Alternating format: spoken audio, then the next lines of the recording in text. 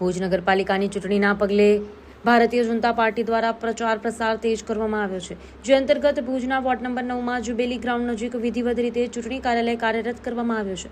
કાર્યાલયના ઉદ્ઘાટન પ્રસંગે વોર્ડ નંબર 9ના ચારેય ઉમેદવારો શીતલભાઈ ચંદ્રકાંત શાહ, પ્રકાશભાઈ રામજીભાઈ મહેશ્વરી, કૃષ્ણાબા અજયસિંહ જાડેજા અને રૂપલબેન હિતેશભાઈ ચાવડા હાજર રહ્યા હતા। આ પ્રસંગે ઉપસ્થિત ભાજપના પ્રદેશ અને જિલ્લા કક્ષાના અગ્રણીઓએ કાર્યકરોને સંબોધન કર્યું હતું। તેમણે જણાવ્યું હતું કે કેન્દ્ર અને રાજ્ય સરકારની લોક કલ્યાણકારી યોજનાઓ છેવાડાના માનવી સુધી પહોંચાડવા માટે ભાજપનો વિજય અનિવાર્ય છે। દરેક કાર્યકરે સરકારની સિદ્ધિઓને જન સુધી પહોંચાડવા કટિબદ્ધ થવું પડશે। કાર્યાલયના ઉદ્ઘાટન બાદ કાર્યકરોમાં ભારે ઉત્સાહ જોવા મળ્યો હતો। ઉમેદવારો અને સમર્થકોએ વોર્ડના વિવિધ વિસ્તારોમાં ડોર ટુ ડોર સંપર્ક અભિયાન શરૂ કરી દીધું છે। મતદારોનો રૂબરૂ સંપર્ક કરી સરકારની કામગીરીથી માહિતગાર કરવામાં આવી રહ્યા છે। આજ રોજ વોર્ડ નંબર 9ના અત્યારે અમારા મુખ્ય કાર્યાલયનું આજે ઉદ્ઘાટન કરવામાં આવેલ।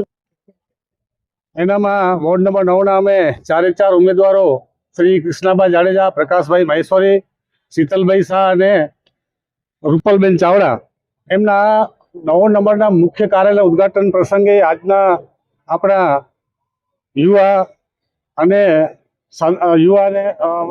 ઉત્તર પ્રદેશના મહામંત્રી અને ચાલુ સાંસદ શ્રી વિનોદભાઈ ચાવડા સાહેબ,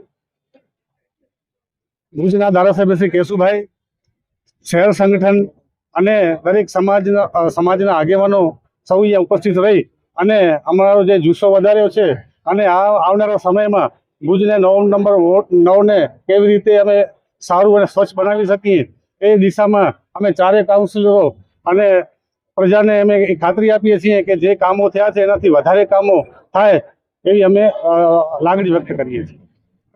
આજ રોજ આ જે કાર્યાલયનું ઓપનિંગ હતું એમાં પધારેલ શ્રી MP સાહેબ વિનોદભાઈ, ધારાસભ્ય શ્રી કેશુભાઈ જે રીતે વાત મૂકી પબ્લિક પાસે અને જે વિકાસના કાર્યો કર્યા છે એમની જે વર્ણન કર્યું અને આગળ જે વિકાસ કરવાના છે એમની પણ વાત ગાતા મૂકી, એ ઉપરાંત અમે એમ કહી શકીએ ચારે ચાર નગરસેવકો ચૂંટાયા બાદ વોર્ડ નંબર 9માંથી કોઈની પણ ફરિયાદ આવ્યા સાથે અમે તરત જ એમનો રિપ્લાય આપશું।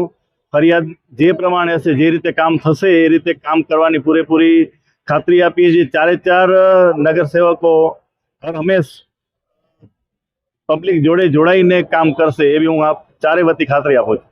રમભટ્ટ સાહેબે જે કહેલું એ પ્રમાણે પણ અમે આગળ વિચારશું। અમે અત્યારે એવું નાનું એવું મગજમાં વિચારેલું છે કે આપણે દરેક સોસાયટીમાં એક ફરિયાદ પેટી રાખી અને દર 8 દિવસે અથવા 15 દિવસે ફરિયાદ પેટી ત્યાં જ જઈને પબ્લિક વચ્ચે જઈને ફરિયાદ પેટીમાંથી ફરિયાદ કાઢી અને નિવારણ કરવા માટે પણ અમે કટિબદ્ધ છીએ। એ પણ અમે એક નાનું એવું વિચારેલું છે।